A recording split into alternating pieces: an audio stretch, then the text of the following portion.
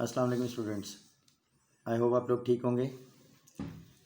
Last lecture आप लोगों ने गो थ्रू कर लिया होगा, और अगर आपको याद हो तो लास्ट लेक्चर में हम लोगों ने जो 25 इंस्ट्रक्शंस डिज़ाइन करनी है सीपीयू में, उनके मशीन कोड सीखे थे।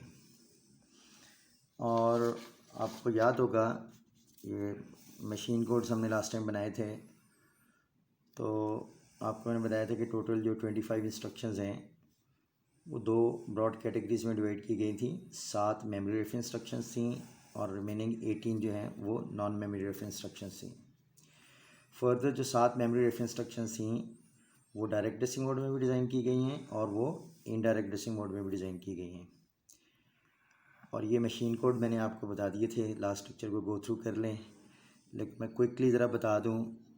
आपको याद होगा कि हमारे पास ऑपरेशन कोड जो है वो 3 बिट का ऑपरेशन कोड जो 000 001 010 टिल 110 एंड 111, ठीक है।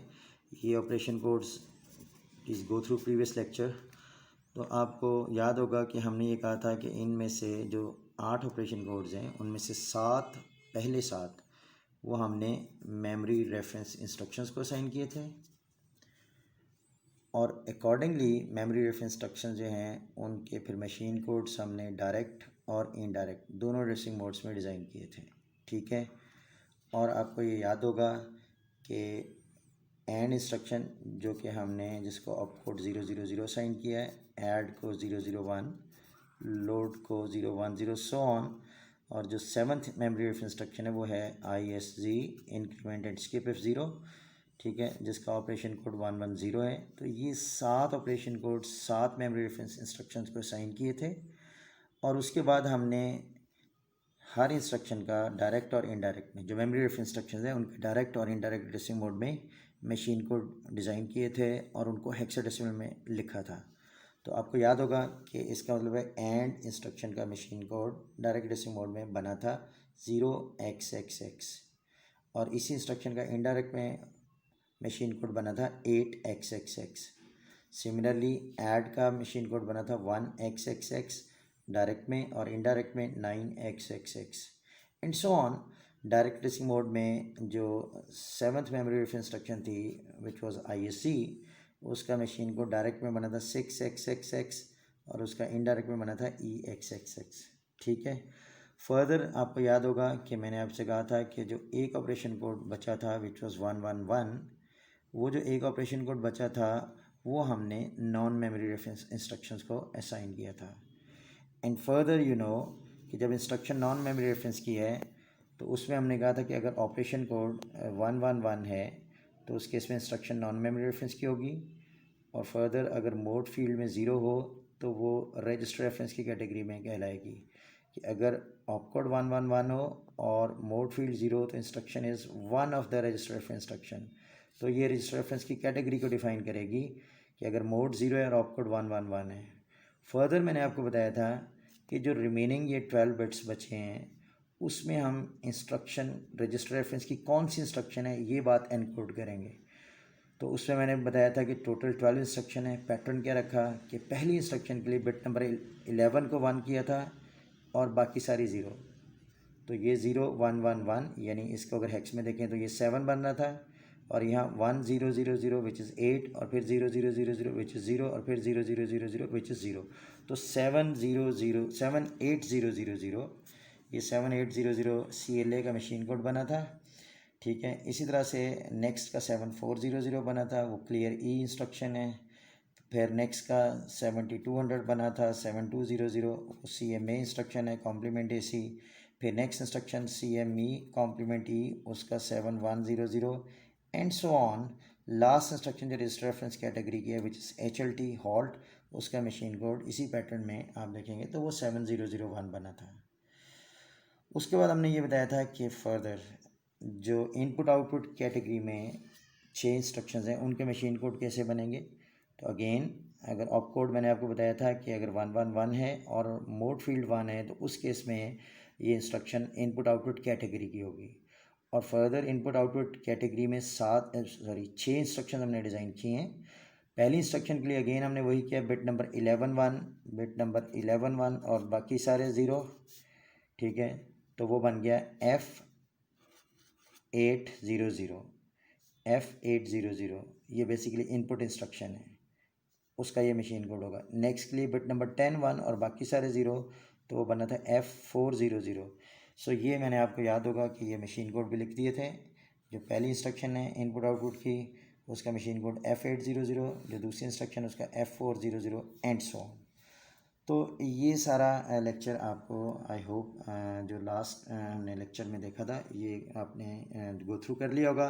मैंने क्विकली रिकैप उसका दे दिया है, ठीक है। अब आगे चलते हैं हम। जो नेक्स्ट टॉपिक है वो आज का जो टॉपिक हम देख रहे हैं वो बेसिकली इंस्ट्रक्शन की डिकोडिंग कैसे करनी है, साथ में ये टाइमिंग सिग्नल्स, इनको मैं एक्सप्लेन करूँगा टाइमिंग सिग्नल्स की क्या ज़रूरत होती है और कैसे हम जनरेट करेंगे। लेकिन first of all let me explain you instruction decoding. आपको याद होगा मैंने आपको कहा था कि इंस्ट्रक्शन साइकिल में हर इंस्ट्रक्शन को इंस्ट्रक्शन साइकिल से गुजरना होता है, और इस पर्टिकुलर सीपीयू में हमने कहा था कि इंस्ट्रक्शन जो है वो 4 फेजेस से जब गुजरती है तो उसकी कंप्लीशन होगी। यानी इंस्ट्रक्शन साइकिल जो है वो 4 फेजेस पे मुश्तमिल होगा। उसमें पहला फेज़ जो है वो आपको याद होगा, मैंने कहा था कि वो इंस्ट्रक्शन फैचिंग होती है। एक्सप्लेन किया था आपको कि इंस्ट्रक्शन फैचिंग में क्या होगा कि जो प्रोग्राम काउंटर में एड्रेस होगा उस एड्रेस वाली इंस्ट्रक्शन को मेमोरी से फैच करके आईआर में लाके प्लेस करना, this is the fetch phase. Next phase आपको याद होगा मैंने आपको बताया था कि दैट इज़ डिकोड फेज़। ये इसको मैं यहाँ हार्डवेयर से एक्सप्लेन करूँगा डिकोड फेज़ क्या होता है। आपको याद होगा ये मैं आज इसको एक्सप्लेन करूँगा डिकोड फेज़। लेकिन इंस्ट्रक्शन साइकिल क्विकली मैं दोबारा बता दूं कि सबसे पहले इंस्ट्रक्शन फैच होती है, फिर डिकोड होती है जिसको अभी मैं एक्सप्लेन करूँगा। नेक्स्ट आपको याद होगा मैंने कहा था कि इफ़ेक्टिव एड्रेस कैलकुलेट होना है, और फाइनली फिर वो इंस्ट्रक्शन एग्जीक्यूशन फेज से गुजरती है, ठीक है। तो आज इस डायग्राम में जो यहाँ है उसमें मैं डिकोड फेज आपको एक्सप्लेन करूँगा कि once instruction is fetched and placed in IR register, जो भी वो इंस्ट्रक्शन है, नेक्स्ट इंस्ट्रक्शन जब डिकोडिंग फेज से गुजरती है तो उसके लिए क्या हार्डवेयर हम यूज़ करेंगे और किस तरीके से इंस्ट्रक्शन की डिकोडिंग होगी, इंस्ट्रक्शन की कैटेगरी पता चलेगी, इंस्ट्रक्शन एक्चुअली कौन सी है वो पता चलेगी। तो ये सारा डिकोडिंग फेज में हमें पता चलेगा, ठीक है। So let's see instruction decoding. तो इसमें ये 0 से 15 तक जो बिट्स हैं ये बेसिकली आईआर रजिस्टर, यानी आईआर रजिस्टर है बेसिकली। तो जब इंस्ट्रक्शन फैच होके आईआर में आ जाती है तो उसके बाद हम उसकी डिकोडिंग करनी है। लेट्स से मैं यहाँ एक्सप्लेन करूँ कि ये ऑपकोड फील्ड जो बिट नंबर 12 13 14 है, बिट नंबर 15 में मोड फील्ड होता है आपको पता है, और बिट नंबर 0 to 11 में एड्रेस फील्ड होते हैं। लेट्स से अगर मैं ये कहूँ कि ऑपकोड फील्ड में 111 के अलावा कुछ है, अदर देन 111 है, ठीक है। अदर देन 111 होने का मतलब कोई इंस्ट्रक्शन का मशीन कोड आया है, देखेंगे आईआर की बिट 15 में क्या है, 0 to 11 में क्या है। लेकिन लेट्स से बिट नंबर 12 13 14 जिसमें ऑपकोड होता है, लेट्स से दैट इज़ के वन केसेस कि उसमें 111 के अलावा कुछ है, ठीक है। 111 के अलावा कुछ भी हो सकता है। फॉर इंस्टेंस हो सकता है वो 000 हो सकता है वो 001 हो सकता है 010 और हो सकता है 110 हो। 111 के अलावा कुछ भी होने का मतलब है कि पहले 7 कॉम्बिनेशन में कोई एक हो, और वो पहले 7 कॉम्बिनेशन हमने मेमोरी रेफरेंस इंस्ट्रक्शन को असाइन किए हुए, ठीक है। इट मीन्स कि एक काम तो ये है कि ये जो 3 बिट्स हैं ऑपकोड के उनको 3/8 डिकोडर से पास किया गया है। 3/8 डिकोडर से पास किया गया, this is D0 D1 D2 D3 till D7। अब मैंने ये कहा कि अगर ऐसी कोई इंस्ट्रक्शन फैच होके आईआर में आई है कि जिसमें ऑपकोड फील्ड में 111 के अलावा कुछ है, तो उस केस में D7 डेफिनेटली क्या होगा, D7 विल बी 0। उस केस में D7 जो है वो डेफिनेटली 0 होगा। डिकोडर आप पहले पढ़ चुके हैं, 3/8 के डिकोडर में अगर यहाँ 111 हो, इस डिकोडर की इनपुट 111 हो तो तब D7 1 होगा, ठीक है। इट मीन्स अगर 111 के अलावा हो तो D7 डेफिनेटली 0 होगा। 111 के अलावा कुछ होने का मतलब है कि 000 से लेकर 110 में से कोई एक होगा, और वो हमने किसको साइन किए हैं, वो मेमोरी रेफरेंस को साइन किए हैं। इट मीन्स कि अगर 111 के अलावा कुछ ऑपकोड होगा तो उसमें डेफिनेटली D70 होगा। इट मीन्स D70 होना ये इंडिकेट करेगा, D7 का ज़ीरो होना, it will indicate that instruction is some memory reference instruction. According to the machine codes जो हमने डिज़ाइन किए हैं उसमें अगर D70 होगा तो इसका मतलब है कि ये मेमोरी रेफरेंस इंस्ट्रक्शन है।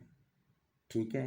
फर्दर बिट नंबर 15 जो है ये बेसिकली मोड फील्ड है, और हमें पता है कि अगर ये मोड फील्ड में ज़ीरो हो, यानी यहाँ 111 के अलावा कुछ हो और बिट नंबर 15 में ज़ीरो हो, तो ज़ीरो हमने डायरेक्ट एड्रेसिंग मोड के लिए साइन किया था। अच्छा, ये मोड फील्ड जो है इसको हमने एक फ्लैग में कॉपी कर दिया, आई रजिस्टर की बिट 15 जो कि मोड फील्ड है उसको एक फ्लैग आई में कॉपी कर दिया। तो अगर यह ज़ाहिर है मशीन कोड जो रीड हुआ है उसमें ये बिट नंबर 15 ज़ीरो है तो आई फ्लैग रीसेट होगा, और अगर बिट नंबर 15 1 है तो आई फ्लैग सेट होगा। इट मीन्स हमने कहा कि अगर D70 है तो it is some memory reference instruction, लेकिन उसके साथ ये जो बिट नंबर 15 है जो कि आई फ्लैग में जाएगी और अकॉर्डिंगली आई फ्लैग रीसेट या सेट होगा, तो इट मीन्स कि अगर D70 है and I is zero, if D7 is 0 and I is 0, so it is a memory reference instruction and in the direct addressing mode. Fine. So if D7 is 0 and I is 0, so it is a memory reference instruction and in the direct addressing mode. Further, if D7 is 0 and I is 1, it mean यहाँ 111 के अलावा कुछ है, it mean D7 तो zero ही है, लेकिन bit number 15 जो instruction के मशीन कोड में है वो 1 है। इट मीन वो जब आई में कॉपी होगी तो I will be 1, I mean set. It means कि हमने कहा केस 2 कि अगर D7 ज़ीरो है और आई 1 है तो instruction again it will be some memory reference instruction, but it will be in the indirect addressing mode. It will be in the indirect addressing mode. So it means कि D7 जो है वो हमें एक तो ये बताएगा कि इंस्ट्रक्शन की कैटेगरी कौन सी है। D7 अगर ज़ीरो है it means instruction memory reference की है। फर्दर आई वेरिएबल जो है वो अगर ज़ीरो है और D7 ज़ीरो है तो इंस्ट्रक्शन मेमोरी रेफरेंस की है और डायरेक्ट एड्रेसिंग मोड में। दूसरा केस कि अगर D7 तो ज़ीरो ही है लेकिन आई 1 है तो उस केस में इंस्ट्रक्शन मेमोरी रेफरेंस की है लेकिन इनडायरेक्ट में। अच्छा, फर्दर ये कि अगर मेमोरी रेफरेंस की है और डायरेक्ट में है या इनडायरेक्ट में, लेकिन है कौन सी। फॉर इंस्टेंस हमने कहा यहाँ 111 के अलावा कुछ है तो डेफिनेटली D7 ज़ीरो होगा। तो D7 जो है वो कैटेगरी बताएगी। If D7 is zero instruction is memory reference. ठीक है। फर्दर आई ज़ीरो है तो डायरेक्ट में, और अगर आई 1 है तो इनडायरेक्ट में। हाँ, अगर ये पता चलाना है कि वो है कौन सी, एंड है या ऐड है, तो फॉर इंस्टेंस अगर यहाँ 111 के अलावा कुछ है, फॉर इंस्टेंस 000 है, तो उस केस में D01 होगा। और 000 ऑपकोड आपको याद है कि हमने एंड इंस्ट्रक्शन को साइन किया है। सो इट मीन्स अगर D01 है तो इट मीन्स वो मेमोरी रेफरेंस की एंड इंस्ट्रक्शन है। फर्दर अगर आई 0 है तो वो डायरेक्ट एड्रेसिंग मोड में होगी, और अगर आई 1 है तो वो इनडायरेक्ट एड्रेसिंग मोड में होगी। सिमिलरली अगर यहाँ 001 होगा तो D1 ये जो सेकेंड आउटपुट डिकोडर की ये 1 होगी, और 001 आपको पता है हमने ऐड को असाइन किया है। इट मीन्स अगर D1 1 है तो उस वक्त इंस्ट्रक्शन ऐड की होगी, और फर्दर अगर आई 0 है तो वो डायरेक्ट में होगी, और अगर आई 1 है तो इनडायरेक्ट में। It means category, as far as the category is concerned, that is determined from D7. So if D7 is 0, memory reference. I 0 direct में, और अगर I 1 है तो इनडायरेक्ट में। लेट्स से नेक्स्ट केस मैं आपको दूसरी डायग्राम पे दिखाता हूँ कि फ़र्ज़ करें इस दफ़ा हम ये कहते हैं कि ऑपकोड जो है वो 111 है। इफ़ ऑपकोड इज़ 111, उस केस में अगर ऑपकोड 111 है तो ये जब डिकोडर से पास होगा तो इस केस में D7 आपको पता है कि ये 1 होगा। अब ऑपकोड अगर 111 है तो उस केस में D7 1 होगा, और D7 अगर 1 है तो आपको याद होगा कि ऑपकोड 111 हमने नॉन मेमोरी रेफरेंस को साइन किए हैं। नॉन मेमोरी रेफरेंस इंस्ट्रक्शन को हमने ऑपकोड 111 असाइन किया है। इट मीन्स अगर कोई ऐसा मशीन कोड आया है IR में कि जिसमें ऑपकोड फील्ड 111 है, तो उसके इसमें D7 1 होगा। सो D7 1 होना इंडिकेट करेगा कि इंस्ट्रक्शन जो CPU में आई है, IR रजिस्टर में आई है, वो कोई नॉन मेमोरी रेफरेंस इंस्ट्रक्शन है। फर्दर नॉन मेमोरी रेफरेंस की आपको पता है 2 कैटेगरीज हैं, रजिस्टर रेफरेंस और इनपुट आउटपुट। तो अगर यहाँ मोड फील्ड में 0 होगा और ऑपकोड 111 है, इट मीन D7 1 होगा और I 0 होगा। इट मीन्स केस 1, D7 1 होना तो नॉन मेमोरी रेफरेंस इंस्ट्रक्शन बताएगा, लेकिन D7 1 एंड I 0 ये बताएगा कि इंस्ट्रक्शन रजिस्टर रेफरेंस इंस्ट्रक्शन है। If D7 is 1 and I is 0, D7 1 means opcode field में 111 है, D7 1 होगा, और I 0 का मतलब है जो बिट नंबर 15 है वो 0 है। तो अगर आप गौर करें तो ये 7 से शुरू हो रहा है, इसका अगर हेक्स देखें तो ये 7 बनेगा, और 7 से शुरू होने वाली जो इंस्ट्रक्शंस हैं, आपको याद होगा इस CPU में जो 7 से शुरू हो रही इंस्ट्रक्शंस, ठीक है, वो सारी रजिस्टर रेफरेंस इंस्ट्रक्शन है। CLA है या CLE है या कॉम्प्लीमेंट AC है या कॉम्प्लीमेंट E है, वट एवर इट इज़, लेकिन 7 से जो शुरू हो रही हैं वो रजिस्टर रेफरेंस इंस्ट्रक्शन है। इट मीन्स हमारा हार्डवेयर ये डिटेक्ट करेगा कि इंस्ट्रक्शन की टाइप कौन सी है। So it means if D7 is 1 and I is 0, instruction is register reference. ठीक है।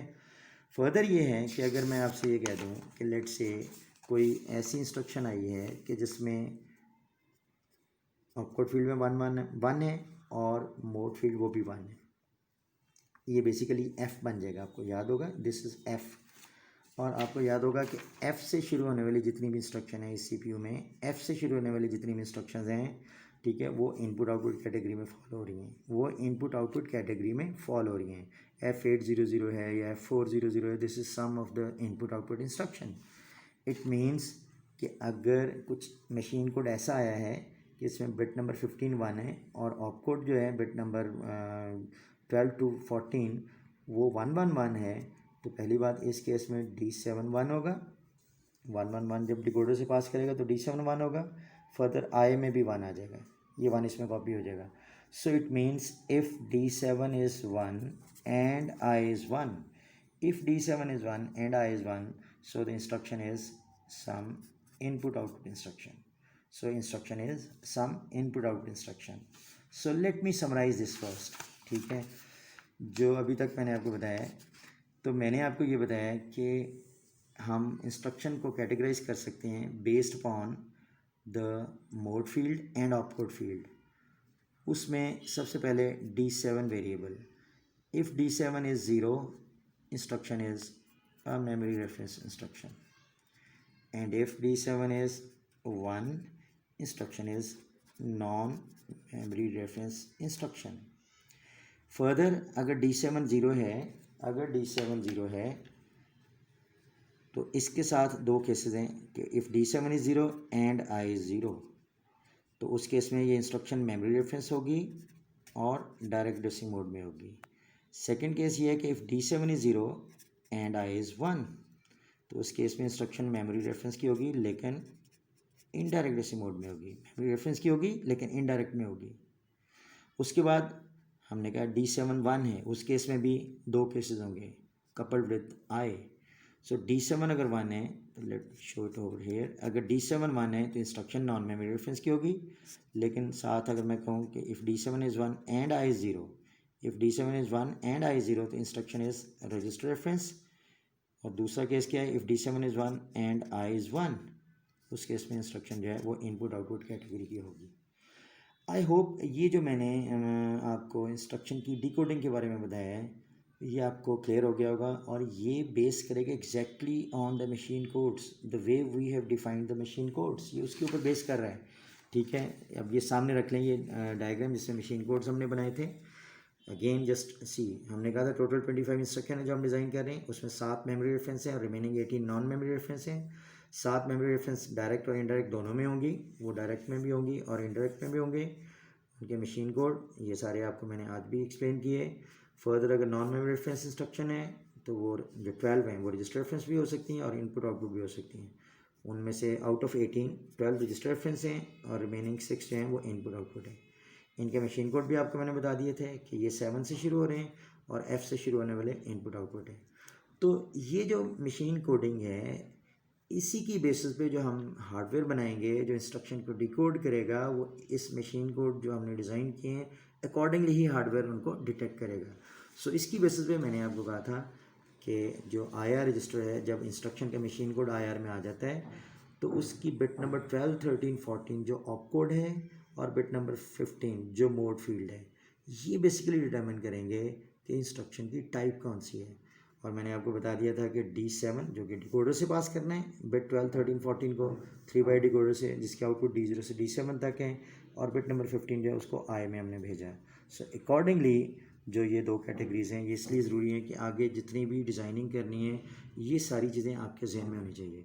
तो हमने कहा कि एक केस तो ये हो सकता है कि D7 0 हो, और दूसरा केस ये हो सकता है कि D7 1 हो। D7 0 का मतलब इंस्ट्रक्शन मेमोरी रेफरेंस है, ठीक है, इंस्ट्रक्शन मेमोरी रेफरेंस इंस्ट्रक्शन है। फर्दर अगर D7 0 एंड I 0 तो मेमोरी रेफरेंस है डायरेक्ट में, D7 0 और I 1 है तो इंस्ट्रक्शन मेमोरी रेफरेंस इनडायरेक्ट में। D7 1 का मतलब है इंस्ट्रक्शन नॉन मेमोरी रेफरेंस की है, अगर D7 1 है it mean instruction non memory reference की है। Further D7 1 and I 0 means register reference, और D7 1 and I 1 means input output instruction, ठीक है। No once it is clear, further ये मैं आपको बता दूंगा कि बिट नंबर 0 to 11, ये बिट नंबर 0 to 11 अगर इंस्ट्रक्शन मेमोरी रेफरेंस की है, ठीक है, अगर इंस्ट्रक्शन मेमोरी रेफरेंस की है तो ये AR में जाएंगे, लेकिन ये AR में भी भेजेंगे हम, और इसको हम कंट्रोल यूनिट में, यहाँ कंट्रोल सर्किटरी हम डिज़ाइन करेंगे ऑनवर्ड लेक्चर्स में। तो ये अगर इंस्ट्रक्शन नॉन मेमोरी रेफरेंस की है, यानी कि रजिस्टर रेफरेंस है या इनपुट आउटपुट है, तो उस केस में ये वाली बिट्स 0 से 11 तक ये कंट्रोल यूनिट इनको डिकोड करते हुए डिटरमिन करेगा कि अगर इंस्ट्रक्शन नॉन मेमोरी रेफरेंस की है, फॉर इंस्टेंस रजिस्टर रेफरेंस की है, तो क्या वो CLA है, यानी अगर नॉन मेमोरी रेफरेंस की है और रजिस्टर रेफरेंस की है तो क्या वो CLA है, CLE है, CMA है, कौन सी है। और अगर इनपुट आउटपुट की है तो फिर क्या वो इनपुट इंस्ट्रक्शन है, आउटपुट इंस्ट्रक्शन है, या इन 6 में से कौन सी है, ठीक है। तो ये फर्दर वहाँ से डिटेक्ट होगा। अच्छा, फर्दर ये यहाँ पे जो एक ब्लॉक डायग्राम ब्लॉक बना हुआ है, इसके अंदर हम देखेंगे कि कुछ कंट्रोल लॉजिक गेट्स हम यूज़ करेंगे, जिसमें ये इनपुट्स यहाँ से आ रही होंगी D0 D1 से लेकर D7 तक, या I, ठीक है, ये जो I आ रहा है, तो ये हम देखेंगे कि यहाँ एंड और गेट्स वगैरह यूज़ होंगे जो इन वेरिएबल्स को D0 D1 D2 D7 या I वगैरह को, और along with some timing signal जो भी मैं एक्सप्लेन करता हूँ, इनको एंड और करते हुए वो अकॉर्डिंगली कंट्रोल सिग्नल जनरेट करेंगे। ये यहाँ पे अब जब मैं कंट्रोल लॉजिक डिज़ाइन कर रहा हूँगा तो उस वक्त अगर मैं कहीं D1 लिखूँगा तो आपको पता होना चाहिए वो D1 कहाँ से आ रहा है। वो D1 यहाँ से आ रहा है, जो ऑप कोड को ये 3 बाइट का डिकोड करने के बाद जो सेकेंड आउटपुट है विच इज़ D1, तो वो D1 यहाँ से आ रहा होगा, या D7 इस 3 बाइट डिकोडर की जो आखिरी आउटपुट है वो D7 यहाँ से आ रही होगी, ठीक है। तो उस वक्त मैं दोबारा ये सारी डायग्राम वहाँ नहीं एक्सप्लेन करूँगा, उस वक्त आपके जहन में होना चाहिए। तो ये यहाँ पे हम सर्किटरी लेटर ऑन डिज़ाइन करेंगे, और ये कंट्रोल वेरिएबल हम एज इनपुट यूज़ करेंगे वहाँ पे। अच्छा, अब यहाँ पे एक चीज़ और देख लें, और वो ये जो lower half of this diagram है, अगर आप ये देखें तो यहाँ पे बेसिकली कुछ टाइमिंग सिग्नल जनरेट किए जा रहे हैं। इसमें एक 4 बिट का काउंटर है, काउंटर आप लॉजिक डिज़ाइन के लेक्चर देख सकते हैं, और वो 4 बिट का जो काउंटर है उसको 4/16 डिकोडर से पास किया गया है। वो जो 4 बिट का काउंटर है उसको 4/16 डिकोडर से पास किया गया है, और अकॉर्डिंगली 16 टाइमिंग सिग्नल जनरेट किए गए हैं। अच्छा, ये टाइमिंग सिग्नल्स का क्या काम है, मैं थोड़ा सा पहले ब्रीफली आपको बता दूँ टाइमिंग सिग्नल्स का क्या रोल है, ठीक है। आपको याद होगा कि हमने ये कहा था कि इंस्ट्रक्शन साइकिल जो है उसके 4 फेजेज़ हैं। One is the fetch phase, next is the decode phase, फिर इफ़ेक्टिव एड्रेस कैलकुलेशन फेज़ है, ठीक है, इफ़ेक्टिव एड्रेस कैलकुलेशन, और फाइनली एग्जीक्यूशन फेज़, ठीक है, finally execution phase.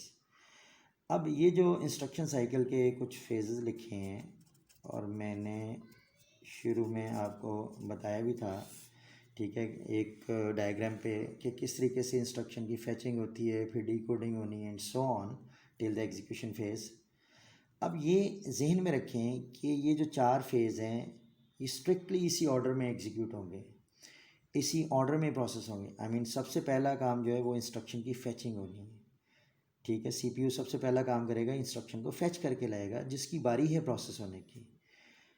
Once the instruction is fetched, उसके बाद उसकी डिकोडिंग होगी। ठीक है, पता चला जाएगा कि मोड क्या है, ऑप कोड क्या है, इंस्ट्रक्शन मेमोरी रेफरेंस की है या नॉन मेमोरी रेफरेंस की है। अगर मेमोरी रेफरेंस की है तो वो डायरेक्ट में है या इनडायरेक्ट में है। अगर नॉन मेमोरी रेफरेंस की है तो वो रजिस्टर रेफरेंस की है या इनपुट आउटपुट की। तो उसके लिए वो जो डायग्राम मैंने आपको एक्सप्लेन की थी, ये डायग्राम जो आपको मैंने एक्सप्लेन की थी इंस्ट्रक्शन डिकोडिंग वाली, तो ये बेसिकली इसमें D7 और I ये डिटर्मिन करेंगे कि इंस्ट्रक्शन की टाइप कौन सी है। तो इसका मतलब है कि डिकोडिंग फेज जो है, once the instruction is fetched then the next step is to decode it. ठीक है, डिटरमिन किया जाएगा कि इंस्ट्रक्शन किस कैटेगरी की है, और अगर फॉर इंस्टेंस मेमोरी रेफरेंस है तो वो डायरेक्ट है या इनडायरेक्ट, और नॉन मेमोरी रेफरेंस है तो वो रजिस्टर रेफरेंस है या इनपुट आउटपुट है। Once the instruction is decoded, next step होगा कि उस इंस्ट्रक्शन अगर मेमोरी रेफरेंस की है तो उस केस में इफेक्टिव एड्रेस कैलकुलेट किया जाए based upon the mode field जो आपने डिकोडिंग फेज में डिटरमिन कर लिया था। और फाइनली जो इफेक्टिव एड्रेस कैलकुलेट किया है, for instance instruction memory reference की थी, तो उस एड्रेस से डेटा लाके डीआर में रखा जाएगा और फिर उसको डीआर से एएलयू को भेजा जाएगा। दूसरे कंटेंट्स एसी से आएंगे और वहाँ बताया जाएगा कि इसको ऐड करना है या एंड करना है, वॉटेवर वो जो इंस्ट्रक्शन डिकोडिंग हो चुकी थी उसके मुताबिक कंट्रोल यूनिट बताएगा एएलयू को कि एग्जीक्यूशन करनी है एंड की या ऐड की या वॉटेवर, और रिज़ल्ट एसी में भेज दिया जाएगा। ठीक है, अब ये चारों जो स्टेप्स हैं या फेजेस हैं वो इसी ऑर्डर में होने हैं कि सबसे पहले फैच होनी है, फिर अगले टाइमिंग सिग्नल में या अगले स्टेप में डिकोडिंग होनी है, फिर एड्रेस कैलकुलेट होना और फिर फाइनली एग्जीक्यूट होनी है। लेट्स से अगर मैं ये कहूँ कि हर फेज़ को कंप्लीट होने के लिए एक टाइमिंग सिग्नल या एक क्लॉक पल्स रिक्वायर्ड है। ठीक है, एक टाइमिंग सिग्नल या एक क्लॉक पल्स रिक्वायर्ड है, तो इसका मतलब है कि सबसे पहले टाइमिंग सिग्नल में जब इंस्ट्रक्शन साइकिल शुरू होगा तो इंस्ट्रक्शन की फैचिंग होगी। दूसरे टाइम फॉर इंस्टेंस मैं for the sake of simplicity ये कह रहा हूँ कि लेट से हर फेज़ जब एक टाइमिंग सिग्नल में या एक क्लॉक पल्स में उसकी कंप्लीशन हो जाती है, तो इट मीन्स जब इंस्ट्रक्शन साइकिल शुरू होगा तो वेरी फर्स्ट टाइमिंग सिग्नल में या वेरी फर्स्ट क्लॉक साइकिल में उसकी फैचिंग होगी। नेक्स्ट टाइमिंग सिग्नल या नेक्स्ट क्लॉक पल्स में उसकी डिकोडिंग होगी। उससे नेक्स्ट टाइमिंग सिग्नल या नेक्स्ट क्लॉक पल्स में उसका इफेक्टिव एड्रेस कैलकुलेट होगा, और उससे नेक्स्ट टाइमिंग सिग्नल या नेक्स्ट क्लॉक पल्स में let's say fourth clock pulse है उसमें उसकी एग्जीक्यूशन होगी। ठीक है, इट मीन्स फॉर इंस्टेंस अगर मैंने for the sake of simplicity कहा कि एक इंस्ट्रक्शन के जितने फेजेज़ हैं वो हर एक फेज़ जो है वो एक क्लॉक पल्स में या एक टाइमिंग सिग्नल में कंप्लीट हो, तो इट मीन्स पहली टाइमिंग सिग्नल में जब इंस्ट्रक्शन साइकिल शुरू होगा तो फैचिंग होगी इंस्ट्रक्शन की, नेक्स्ट टाइमिंग सिग्नल या नेक्स्ट क्लॉक पल्स में इंस्ट्रक्शन की डिकोडिंग होगी, उससे नेक्स्ट टाइमिंग सिग्नल या नेक्स्ट क्लॉक पल्स में उसकी इफेक्टिव एड्रेस कैलकुलेशन होगा, for instance memory reference instruction है, और फाइनली उसकी एग्जीक्यूशन होगी। अच्छा, ये जो चार टाइमिंग सिग्नल्स हैं यानी चार क्लॉक पल्सेस हैं, तो ये चार क्लॉक पल्सेस में इसका मतलब इंस्ट्रक्शन साइकिल कंप्लीट हो जाएगा। अब ये चार क्लॉक पल्सेस के अगेंस्ट जो चार टाइमिंग सिग्नल जनरेट करने हैं उसके लिए वेरी सिंपल, उस केस में मैं क्या करूँगा कि 2 बिट का एक काउंटर यूज़ करूँगा। काउंटर जो है वो आप लॉजिक डिज़ाइन में बड़े हुए हैं। 2 बिट के काउंटर में इनिशियली ये रीसेट होगा, यानी इसमें 0 0 होगा, यानी ये दोनों बिट्स, ये मैं इधर लिख दूँ, ये 0 और ये 0 मैं यहाँ लिख रहा हूँ, 0 0 होंगी। ठीक है, हम ये करेंगे कि ये जो 2 बिट का काउंटर है इसकी 2 बिट्स को हम 2/4 डिकोडर से पास करते हैं, 2/4 डिकोडर से पास करते हैं। अकॉर्डिंगली इसकी 4 आउटपुट्स होंगी। मैं इसको D0 D1 D2 भी कह सकता हूँ, लेकिन मैं जस्ट टू डिफ्रेंशिएट मैं इसको, क्योंकि यहाँ से हमने टाइमिंग सिग्नल जनरेट करना है, मैं इसको T0 T1 T2 और T3 कह देता हूँ। ठीक है, अब ये ध्यान में रखें कि जो हमारे पास जब इनिशियली काउंटर रीसेट होगा 2 बिट का काउंटर यानी 0 0 होगा यहाँ, तो उस वक्त T0 एक्टिव होगा। आपको पता है काउंटर जो है ये अगर 2 बिट का काउंटर है इसमें 2 फ्लिप फ्लॉप्स होंगे, लॉजिक डिज़ाइन देख लीजिए, और इसको ज़ाहिर है क्लॉक पल्स भी आ रही होगी। ठीक है, इसको क्लॉक पल्स भी आ रही होगी। अब जब एक क्लॉक पल्स आएगी, ठीक है, तो ये काउंटर जो है वो अप काउंटर है फॉर इंस्टेंस, तो ये 0 0 से 0 1 पे चला जाएगा।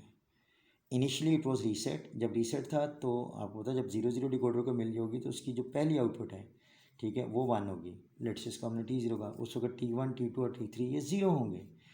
T1 T2 और T3 0 होंगे। अब let's say clock pulse her 1 microsecond के बाद फॉर इंस्टेंस आ रही है, तो जब 1 माइक्रोसेकंड के बाद एक पल्स आएगी तो ये काउंटर जो है वो 0 0 से 0 1 पे चला जाएगा। अब 0 1 जब एक नई इनपुट मिलेगी डिकोडर को 0 1, तो उसकी बेसिस पे T1 1 होगा और T0 T2 और T3 0 होंगे। इट मीन्स अब T1 1 होगा। जब काउंटर 0 1 पे आ जाएगा तो T1 1 होगा और बाकी सारे 0 होंगे। अब T1 1 कितनी देर तक रहेगा? जब तक कि अगली पल्स नहीं आती और काउंटर 1 से इंक्रीमेंट नहीं होता। तो लेट से 1 माइक्रोसेकंड के बाद नेक्स्ट पल्स आ जाती है। लेट से पॉजिटिव एज के ऊपर ये काउंटर जो है, ये इसके फ्लिप फ्लॉप्स एक्टिव होते हैं। तो जब नेक्स्ट पल्स आएगी तो उस वक्त ये 0 1 से 1 0 हो जाएगा। ये 0 1 से ये 2 बिट का जो काउंटर है वो 1 0 हो जाएगा। जब 1 0 हो जाएगा तो 1 0 जब इसको डिकोडर को मिल जाएगी इनपुट, तो उसकी बेसिस पे T2 1, इसकी जो फर्स्ट सेकंड थर्ड आउटपुट है वो 1 हो जाएगी और बाकी सारे 0 होंगे। इट मीन्स अब T2 1 होगा। अब T2 कितनी देर के लिए 1 देगा? Again for 1 microsecond. ठीक है, उसके बाद 1 माइक्रोसेकेंड के बाद नेक्स्ट पल्स आएगी। ठीक है, तो ये इंक्रीमेंट होकर 1 1 पे चला जाएगा, ये 2 बिट का काउंटर जो है। तो जब 1 1 इसको मिलेगा तो अब जिसकी 1 1 पे इसकी आखिरी आउटपुट T3, ठीक है, वो 1 होगी और बाकी सारे 0 होंगे। ठीक है, अब इसका मतलब ये हुआ कि इनिशियली जब काउंटर 0 0 था तो T0 एक्टिव हुआ, बाकी सारे 0। फिर 1 माइक्रोसेकंड के बाद नेक्स्ट पल्स मिली तो T1 1 हुआ और बाकी सारे 0। फिर एक पल्स के बाद एक माइक्रोसेकंड के बाद नेक्स्ट पल्स आई तो ये 1 0 पे चला गया। अकॉर्डिंगली T2 1 हुआ और बाकी सारी 0। फिर एक माइक्रोसेकंड के बाद नेक्स्ट पल्स आई तो उस वक्त ये 1 1 पे चला गया और अब T3 जो है वो 1 हो गई। और फिर एक माइक्रोसेकंड के बाद यहाँ पे 2 बिट का काउंटर है। आपको याद होगा लॉजिक डिज़ाइन कि जब मैक्सिमम वैल्यू पे पहुंचा तो उसके बाद ये अगेन रीसेट हो जाएगा।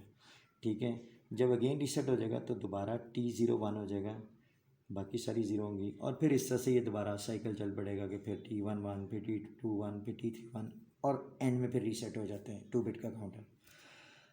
तो ये जो काउंटर और डिकोडर का कॉम्बिनेशन हमने यूज़ किया, इससे हमने टाइमिंग सिग्नल्स डिटरमिन किए। और लेट्स से मैंने for the sake of simplicity कहा कि सिर्फ 4 टाइमिंग सिग्नल हमने जनरेट करने हैं। तो अकॉर्डिंगली 2 बिट का काउंटर हमने यूज़ किया, 2/4 का डिकोडर यूज़ किया। तो इनिशियली जब काउंटर रीसेट होगा तो T0 1 होगा, बाकी सब 0। फिर जब नेक्स्ट पल्स आएगी 1 माइक्रोसेकंड बाद तो उस वक्त T1 1 होगा, बाकी सब 0। उसके 1 माइक्रोसेकंड के बाद जब नेक्स्ट पल्स आएगी तो T2 1 और बाकी सब 0। और उसके 1 माइक्रोसेकंड के बाद जब नेक्स्ट पल्स आएगी तो T3 1, बाकी सब 0। और फिर जब 1 माइक्रोसेकंड के बाद पल्स आएगी तो काउंटर दोबारा 1 1 से दोबारा रीसेट हो जाएगा और फिर T0 एक्टिव होगा और फिर इस तरह से ये साइकिल चलता रहेगा।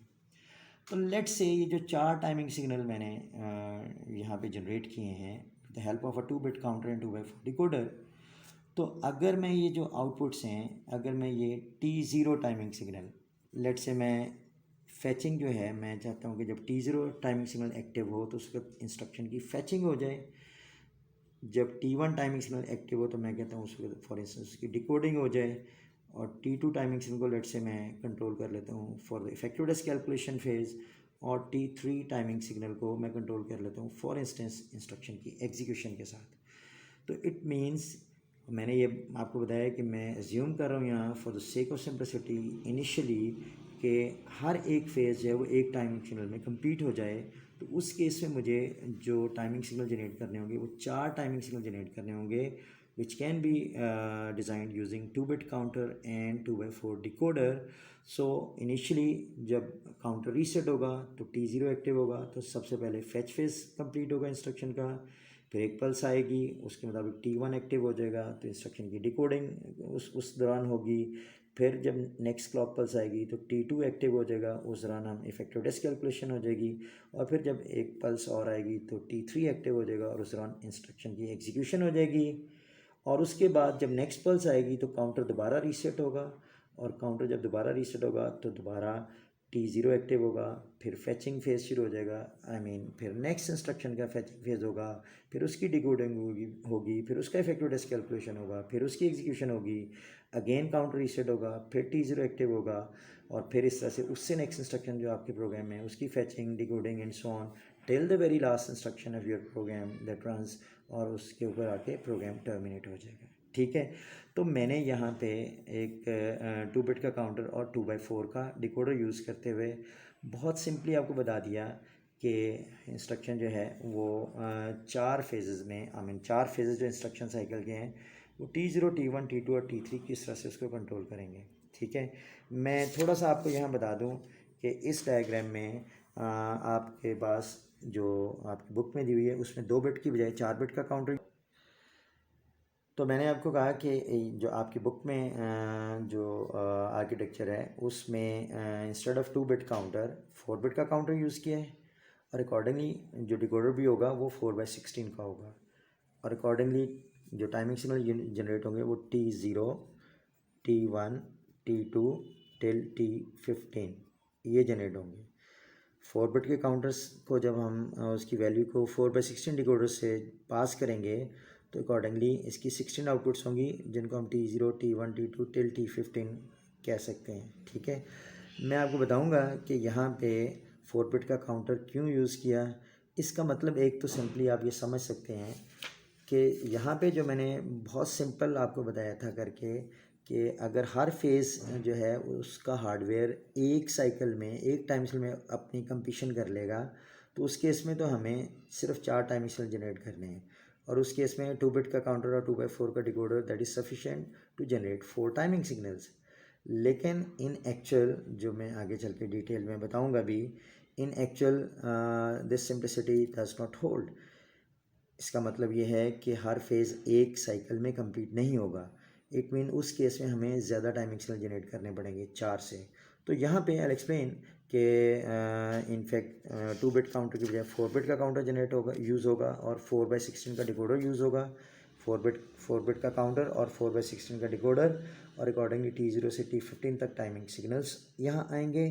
ठीक है, और मैं आपको आगे चल के एक्सप्लेन करूँगा कि इसमें फॉर इंस्टेंस फैच फेज़, इस CPU में जो हम डिज़ाइन करने जा रहे हैं उसमें फैच फेज़ एक टाइमिंग सिग्नल की बजाय 2 टाइमिंग सिग्नल T0 और T1 ये रिक्वायर्ड होंगे। क्यों होंगे मैं आगे चल के एक्सप्लेन करूँगा। सिमिलरली इट मीन्स इसमें फैचिंग होगी, T2 में इंस्ट्रक्शन की डिकोडिंग होगी, एज्यूमिंग इंस्ट्रक्शन मेमोरी रेफरेंस है तो T3 में उसका इफेक्टिव एड्रेस होगा, और एग्जीक्यूशन जो है वो T4 से शुरू होगी। एग्जीक्यूशन फेज जो है वो T4 से शुरू होगा।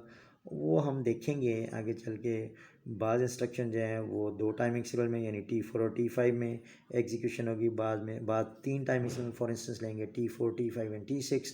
तो अकॉर्डिंगली हमने यहाँ पे 2 बिट के काउंटर की बजाय 4 बिट का काउंटर और 4/16 का डिकोडर यूज़ करते हुए हमने T0 से T15 तक टाइमिंग सिग्नल जनरेट किए हैं। और मैं आगे चल के जब एक्सप्लेन करूँगा कि मेमोरी रेफरेंस इंस्ट्रक्शन की for instance execution, her instruction की एग्जीक्यूशन जो है वो वेरी करेगी, कितने टाइम सिग्नल लेगी depending upon the complexity of the instruction. तो वहाँ पे आपको इन टाइमिंग सिग्नल जो मैंने ज़्यादा जनरेट किए हैं instead of just 4 timing signals, तो इसका समझ आ जाएगा कि इनका यूज़ क्या है। ठीक है, तो let me just summarise today's lecture. आज हमने बेसिकली ये देखा कि इंस्ट्रक्शन की डिकोडिंग कैसे होगी। तो उसमें हमने IR रजिस्टर जो है उसमें पर्टिकुलरली हमने कहा कि जो बिट नंबर 15 है और 12, 13, 14 है, ये बेसिकली इंस्ट्रक्शन की कैटेगरी और इंस्ट्रक्शन की टाइप के बारे में बताएंगे। आप देख लीजिएगा, उसमें मैंने आपको बताया था कि अगर D7 0 है तो इंस्ट्रक्शन मेमोरी रेफरेंस है। फर्दर अगर I 0 है और D7 0 है तो memory reference direct addressing mode. अगर D7 0 है और I 1 है तो मेमोरी रेफरेंस इनडायरेक्ट। अगर D7 1 है और I 0 है तो रजिस्टर रेफरेंस। और अगर D7 1 है और I 1 है तो इनपुट आउटपुट इंस्ट्रक्शन। ठीक है, वो सारे मैंने आपको केसेस बना के भी यहाँ पे एक्सप्लेन कर दिए थे। ठीक है, और फर्दर मैंने आपको ये भी बता दिया कि ये जो 4 बिट का काउंटर है और 4/16 का डिकोडर है, इनसे हमने 16 टाइमिंग सिग्नल जनरेट किए हैं। अब ये जो चीज़ें हैं इसमें D0 से लेकर D7 तक है, या I है, ये I की इन्फॉर्मेशन आ रही है, और फिर T0 से लेकर T15 तक है। ये जो कंट्रोल वेरिएबल्स इनको मैं कहूँगा, ये कंट्रोल वेरिएबल्स आगे चल के हम देखेंगे कि ये कुछ गेट्स यूज़ करते हुए और इन कंट्रोल सिग्नल्स को एज इनपुट उन गेट्स को देते हुए हम कंट्रोल वेरिएबल्स जनरेट करेंगे एज अ कंट्रोल यूनिट। ठीक है, आज का लेक्चर मैं यहाँ पे स्टॉप करता हूँ। Thank you very much.